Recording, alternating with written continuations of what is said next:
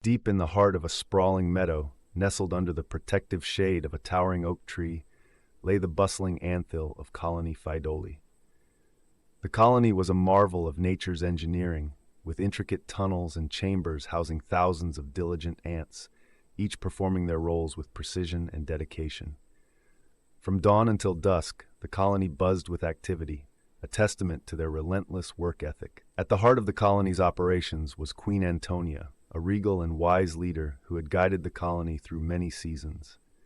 Under her reign, every ant had a purpose, from the smallest worker to the most formidable soldier. Worker ants, with their tireless dedication, foraged for food, tended to the young, and maintained the anthill. Soldiers stood guard, ever vigilant against threats from rival colonies and predators. Among the workers was an ant named Aria. She was known for her diligence and honesty, traits highly valued in the colony. Aria believed that integrity in her work was not just about doing her tasks well, but doing them with sincerity and fairness. She often shared this belief with her peers, inspiring them to take pride in their contributions to the colony. One sunny morning, as the dew glistened on the grass and the air was filled with the hum of insects, Aria was assigned a new task. She was to lead a team of foragers to gather food from a nearby grove of fruit trees. This was a critical mission, as the colony's food stores were dwindling and the upcoming rainy season threatened to make foraging difficult. Aria assembled her team, carefully selecting ants known for their reliability and work ethic. Among them were Bix, a strong and dependable ant, and Cora, whose keen sense of smell made her an excellent scout. As they prepared to depart, Aria reminded them of the importance of their task and the values they held dear. "Remember," she said, "we must be honest in our work. We take only what we need and ensure we leave enough for others who share this land." With that, the team set off, navigating through the underbrush and over roots, guided by the faint scent of ripe fruit carried on the breeze.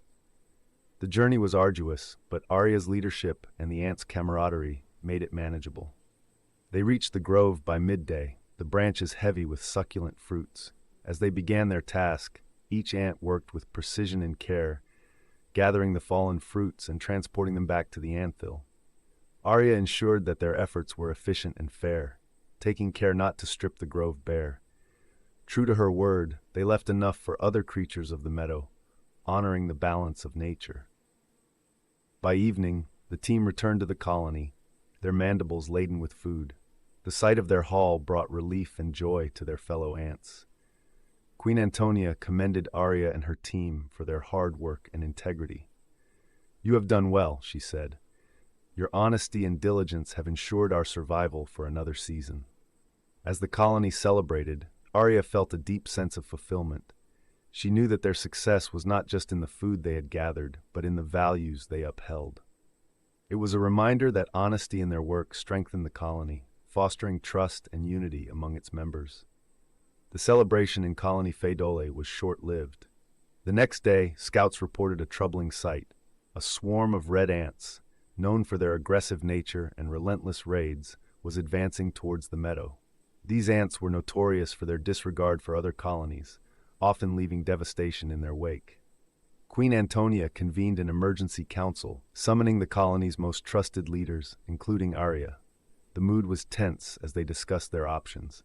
The red ants outnumbered them and were known for their fierce warriors. A direct confrontation would be disastrous. "We cannot match their numbers," said General Magnus, the head of the soldier ants. "But we can outsmart them. We must use our knowledge of the land and our unity to our advantage." Aria listened intently, her mind racing with possibilities. She knew that their best chance lay in leveraging their strengths, their teamwork, and their understanding of the meadow's terrain. "We need to set up defensive measures," she suggested, "and perhaps we can use our tunnels to create traps." The council agreed, and plans were swiftly put into motion. Soldiers were deployed to fortify the anthill's entrances, while workers, guided by Aria, set about creating hidden pitfalls and tunnels that could collapse on command. The colony worked tirelessly, each ant contributing to the collective effort with unwavering determination. As they labored, Aria took a moment to address the workers. "We must remain true to our values, even in the face of danger. Honesty in our work means doing everything we can to protect our home and each other. We must trust in our abilities and the strength of our unity.